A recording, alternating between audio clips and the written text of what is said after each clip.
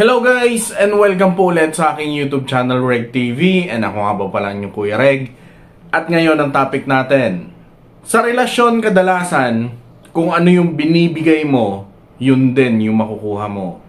Kaya kung wala kang pakialam sa partner mo, wala kang ka-effort sa relasyon nyo, malamang hindi rin maganda yung pagsasama na matatanggap mo sa relasyon nyo.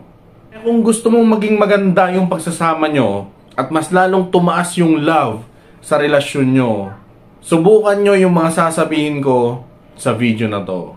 Dahil sa video na to, pag-uusapan natin kung paano nga ba pataasin yung love sa relasyon nyo. Kaya kung interesado ka, chill ka lang dyan dahil uumpisahan na natin yan pagkatapos ng intro.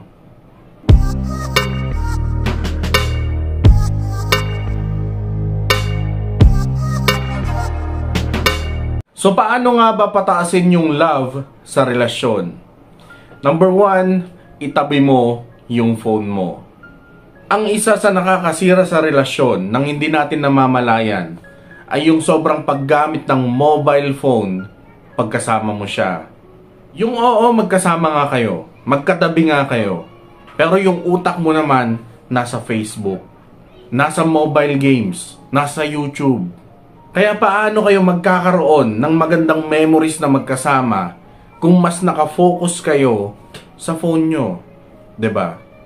Kaya para mabago yan at para magkaroon ng magandang pundasyon yung relasyon nyo, pagkasama mo yung bebe loves mo, mag-set kayo ng schedule kung kailan nyo lang gagamitin yung mobile phone nyo. Halimbawa na lang sa umaga na kasama mo siya, habang nag-aalmusal or habang nagkakape. Pwede nyong itabi muna yung phone nyo para maganda yung chismisan nyo habang nag-aalmusal. Sa gabi naman habang nagpapahinga sa sala, nagdi-dinner or bago matulog, pwede nyo rin itabi yung phone nyo para makapagkwentuhan kayo kung ano yung mga nangyari sa inyo maghapon.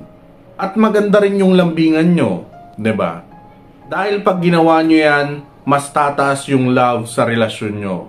At syempre mararamdaman ng partner mo na wala siyang kahati sa atensyon mo. Pangalawa, matuto kang magpatawad. Walang relasyon na perpekto. Alam natin yan. Kaya hindi maiiwasan na minsan masaktan natin yung feelings ng partner natin. Or kabaliktaran, ikaw yung masaktan niya. Pero imbes na gumanti ka sa kanya or maggantihan kayong dalawa, patawarin mo na lang. Lalo na kung nakikita mo naman na nagsisisi siya sa ginawa niya. Dahil kung maggagantihan lang kayo, hindi matatapos yan hanggat sa masira na yung relasyon nyo. At ayaw nyong mangyari yun, di ba? Kaya mag-practice kayo kung paano ang magpatawad. Oo, hindi yan magiging madali lalo na kung niloko ka niya. Pero kung gusto mo pa rin na ituloy yung relasyon nyo at nakikita mo naman na sobrang nagsisisi siya at pinipilit niyang magbago, patawarin mo at tanggapin mo yung naging problema tapos move on. Hindi yung tatanggapin mo siya tapos araw-araw mo naman na isusumbat sa kanya yung mga nagawa niya. Dahil kung pilit mo pa rin isusumbat yan sa kanya at gaganti ka sa kanya, sa huli, ikaw na yung magiging problema sa relasyon nyo at hindi na yung nagawa niya. Pangatlo, matuto kang magsabi ng please at thank you. Napakasimple lang, 'di ba? Pero malaki yung impact niyan sa relasyon nyo. Dahil yung simpleng pagsasabi mo ng thank you pag may nagawa siyang maganda sa'yo, at yung pagsasabi ng please pag may gusto kang ipagawa or may gusto ka sa kanya, paraan yan para may paramdam na may pagpapahalaga at may pagmamahal ka sa kanya. Kahit na yung simpleng pagtimpla lang niya ng kape mo, mag-thank you ka sa kanya. Yung simpleng pagkabit niya ng mga punding bumbilya sa kwarto mo, mag-thank you ka. Dahil sa mga fast food nga, 'di ba? Pag humihingi ka ng tissue or humihingi ka ng ketchup, nagagawa mong magsabi ng please at thank you. Ano pa kaya sa taong mahal mo, 'di ba? Oo, napakasimpleng gawain lang 'yan. Pero sigurado mapapataas niyan yung love sa relasyon nyo. Pang-apat, mag-date kayo. Kapag sinabing date, hindi lang ibig sabihin niyan na kumain kayo sa labas.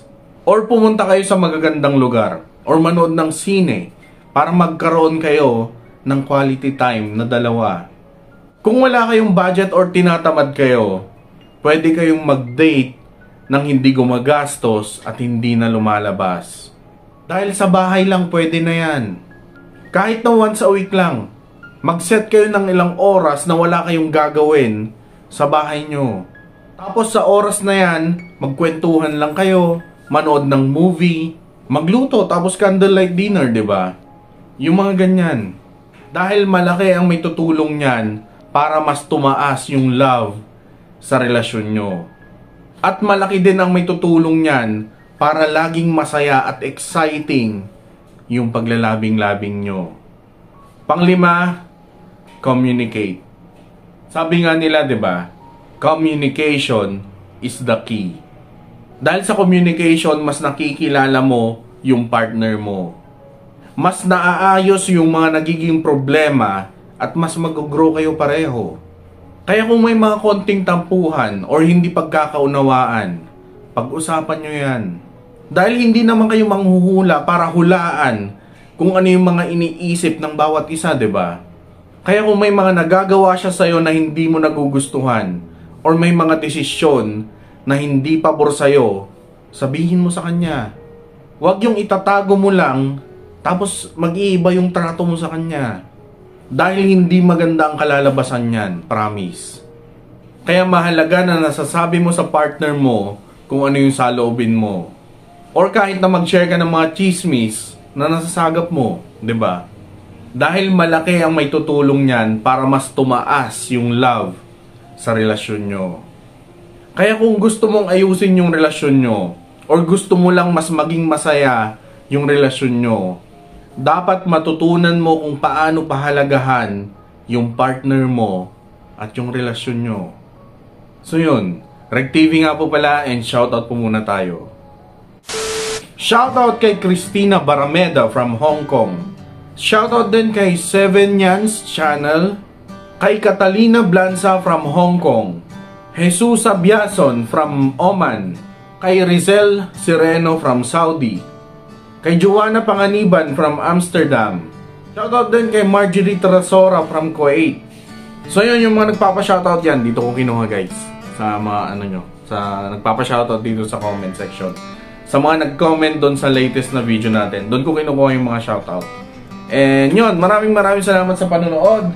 And ingat kayo sa mga kayo naroon. God bless. Peace. Salamat po. Love you all. And goodbye.